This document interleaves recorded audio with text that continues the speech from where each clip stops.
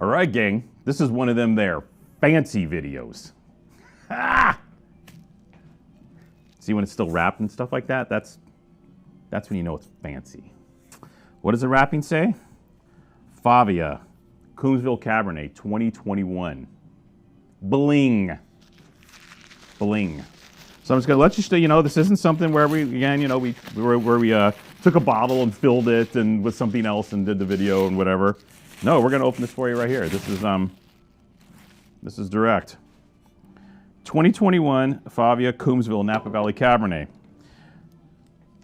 Kyle, why are you doing an email on an expensive Napa Valley Cabernet? Because it's effing great. Our job is to show you greatness. Sometimes that greatness is a wonderful $35 Gingodas for $23. Sometimes it's a terrific Brunello di Montalcino. Sometimes it's a Pinot Noir that really captures our fancy. There's no law or rule that says Napa Cabernet can't capture our fancy, right? Now, it has to be great because for the prices Napa's charging, the wines have to be next level, okay? So we don't take this lightly, mind you. So this isn't the wine's okay. Let's see if we can sell some $225 Cabernet this afternoon. Nope. Nope, that's not the case. We tried this wine a couple weeks ago, and wow, wow, wow, wow, wow, wow, wow, wow, wow. And of course, it should have a million wows. This is the team. Annie Favia, Andy Erickson, the dream team, husband and wife team. She's a viticulturalist. He is winemaker extraordinaire. Andy Erickson, you've seen his name everywhere. You know, Screaming Eagle, my comments, all this kind of stuff. Both of their CVs are ridiculous. They should make great wine from their home team vineyards in Coombsville. And accordingly, they do. We tried their whole lineup, and the Coombsville wine is the one that spoke the most to us. This wine felt like home to us. This wine felt the most Cabernet to us. This wine felt the most next level to us because of its balance and pure perfection. Look at that color. Sweet baby, Jesus. Darker than I remember. This shit absorbs light. Good Lord. Wow, shocking, but cool. So their site in Coombsville, all organically farmed, and he's like totally into it, really holistic approach in the vineyard. And we have this cooler site. So when you have a hands-off vineyard, which, you know, a lot of vineyards in Napa Valley aren't hands-off, man. You know, there's still a lot of farming happening there that's not in the same vein as what Annie's doing. These vineyards, when they have time to recover and recreate themselves under this new approach and under this new kind of banner of farming, you do get different wine. And you get a wine actually with a little more soul to it. And I would say the knock with Napa is sometimes these wines might not have that soul. You know, they have everything else. These wines are 10 out of 10s in half a dozen different categories. But the one thing sometimes Napa can be missing is soul. So when you put that soul back into the wine and the rest of the wine's 10 out of 10, then in theory, you have perfection. And for me, this is one of the most perfect Napa Cabernets I've tasted in the last year. And, you know, we do taste a lot of them. We do taste a lot of them. This wine is particularly expressive. Sorry. Sometimes the glass is less than perfect. This isn't about the wine. It's true, glasses can be funky once in a while. That was funky. Man, okay. When we use the term, you know, you've seen the term critics use too many notes.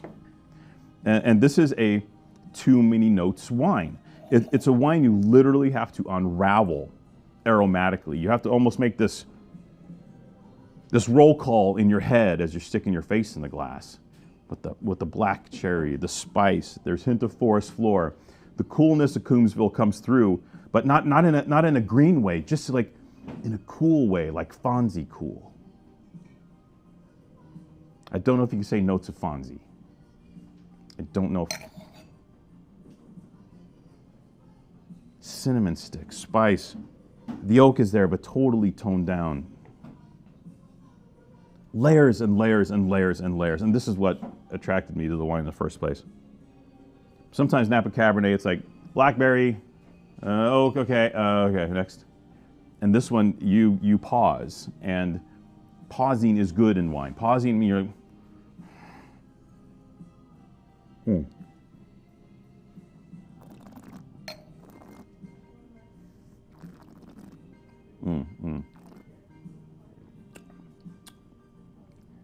Andy's signature. Let the terroir speak. Napa does have terroir. I think you have to work harder to extract it. You have to be better at what you do. Because a lot of times, the winemaking process, the grape growing process of making something that the people want can obliterate terroir, especially Valley Floor. And here in Coombsville, you have a strong terroir. You have that sense of place. You have a home. The structure, the coolness, this isn't mountain. This wine's a little, it's not as stern as Mountain Cabernet, but it has its own sense of power and structure because of the cooler site. With that cooler site, you also get richer flavors. You get big color from these cooler sites. The heat doesn't bake the color out of the wine, essentially. Those cooler nights fix this wonderful purple, ultra magenta, blah, and you get great wine. And folks, let me tell you, the Favia Coombsville 2021 is great wine. Quadruple 98 points. You know, it's one of those things where I can't believe nobody chucked a 100 burger at this wine. It's really crazy because this is 100 burger type wine, but you might have to be content with those 4 98 point scores.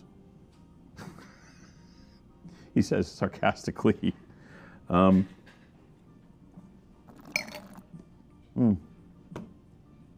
Yeah, if you're going to put Napa Cabernet in your cellar, if you're going to drink it soon and cellar it, have the complete experience, and have a true, soulful, profound Napa Valley Cabernet Sauvignon experience, the Favia is the one for you. Great vintage, great wine, great everything.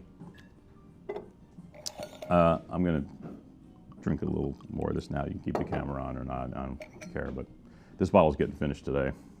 Woo!